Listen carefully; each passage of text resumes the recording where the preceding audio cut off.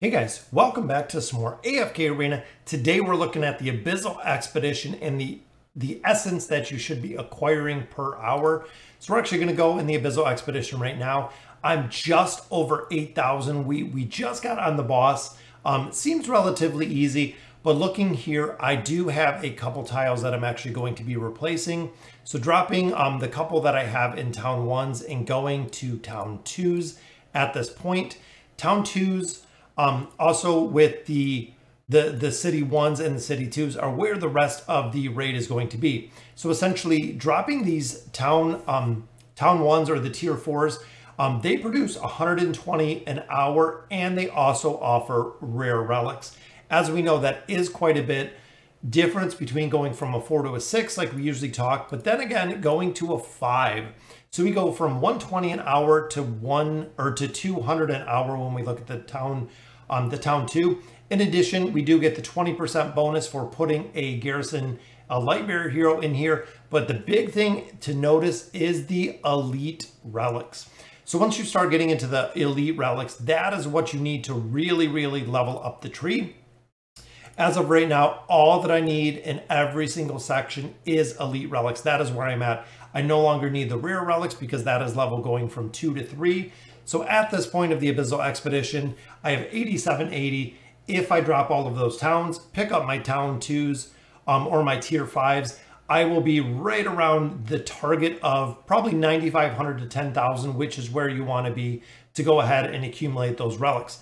I also did just hit Duke, meaning we have one more level to go up to Prince, which will give us a ton of Stargazer cards, which are awesome.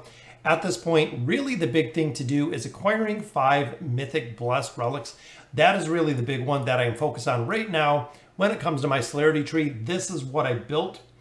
So essentially what I'm going to do at this point is, since this is on level 5, I'm actually going to get, since I went all celerity, I'm going to get at least 2 relics in here. This is actually going to be the other relic that I'm going to buy out of this tree. Since we are already on the boss, I did add in the boss killing comp. So here we do have, we have Isold, we have Saurus. I wanted to try out Wukong because remember, this is the beta, this is the test. So going in here, I'm actually going to build up Dur's Might Tree, and I also dropped in a couple heroes here with the sub tree just to try them out. We tried Rowan, we're doing the twins. I have Silas in here, and then I do have Mortis in here again. This is the beta version. We want to try what's going to work. I want to try the combination of running celerity heroes with substance heroes. We know the Might Tree is very strong when it comes to the boss killing ability, but running the Might Tree with, of course, sub, and then the Mage Tree, I just dropped Ions in there to give it a try. Running the Mage Tree with, again, sustenance, again, is the route that you want to go. So again, once you're in the Abyssal Expedition, when you're actually this far, because we are right on the boss right now, big thing to note with the boss, looking at his skills and abilities, are his abilities that bring up roots. This is actually the main problem that a lot of players find. Aziz periodically breaks free of his restrictive roots and summons 3 abysmal totems. Aziz is untargetable while unrestricted. Once all abyssal totems have been destroyed, Aziz becomes restricted again. So essentially what he does is break free. When he breaks free, he actually pops up these they look like roots. It says totems here. They might be totems.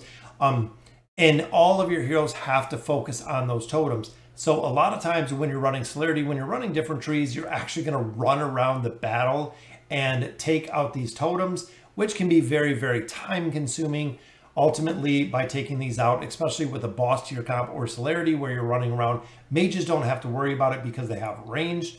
Of course, the Abysmal Flame, you have to kill the totems very quickly is what we're finding out. So this unleashes flame around the abyssal totems. Again, you have to kill them very fast when they come up, which is a big requirement. So again, the boss killing team comps running Saurus, running Isold work very well here because they can actually one-shot these down. And also there is a massive attack rating reduction, which is very tough. And also any enemies with health lower than 50% suffer from interruptive effects, meaning that you have to keep the heroes up for the full minute and a half to stay away from these effects. and also get these totems down very, very quickly, because it is going to nerf the attack rating. So things that can scale, especially when it comes to the relics. The boss overall doesn't seem too tough. I mean, we have about 19 billion left on him. But again, this is also the first time that we have fought him. Again, a lot of it is going into the beta version. A lot of it is just going into testing at this point. Final one is lets out an Abyssal Roar. If he is restricted, his enemies will be unable to use their ultimate abilities for 6 seconds. So staying true to Aziz, he is locking out the ultimate abilities and will lose health. If he is unrestricted, his enemies are dealt damage and are terrified for 4 seconds. So he actually has a fear aspect to this again. So the team that I went to hit my first attack, I'm actually going to do one more. The team that I used for the first attack was actually my celerity tree. So I did go in full celerity, which I went with Drez, absolutely amazing with the shielding ability. I went with Cecilia, again, very, very strong.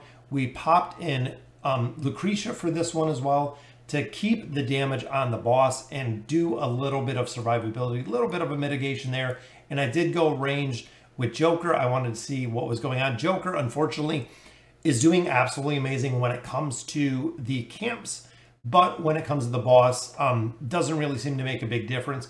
But ultimately, that is my job. So me as a support role coming into this boss, I will take out the camps. When it's time, we will actually go through and destroy these camps, which is a little bit different than you might be doing. You might be focusing down the bosses, but I am responsible for the pathing role, the support role, and taking out 30 of these camps. Remember, once we kill this boss the first time, it will go to 60 camps. So it makes a big, big difference with how fast they scale overall.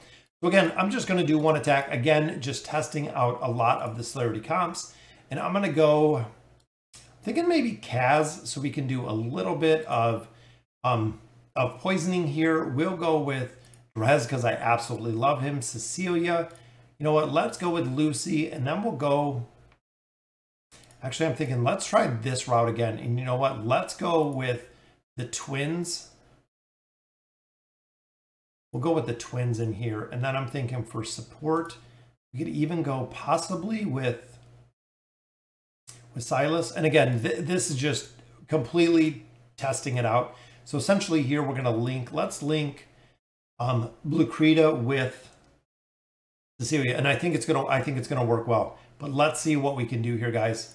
And again, this is just to test it out. That is what the beta version is all about.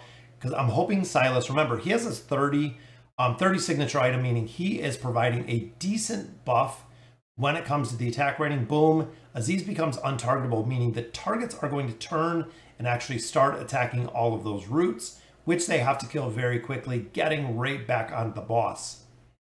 And I'm hoping right here, we do have everyone kind of grouped up here, which is good. Got the immunity there from Silas. It looks like healing up the twins out here seems to be working pretty well. There's the roots. They go down and just, well, he got a fear off during the roots. That can be very, very tough, guys. But boom, there's Lucy's ult. It looks like they're stuck in the back, maybe. There we go. Everyone back to the boss. And remember, guys, if you're not hitting that minute-and-a-half timer, so we had 24 seconds left. Here we did 192 damage, which is not too bad. That's quite a bit that we did on there. Big thing to remember is, one, we don't have the relics right now. Ultimately, though, I did the amount of damage we needed. That is the achievement for that one. So we got that out of the way. Blessed relics, though, remember, we only have 5.1 right now. We want 5.2, probably 5.3 or 5.4 before we really start just absolutely destroying this boss.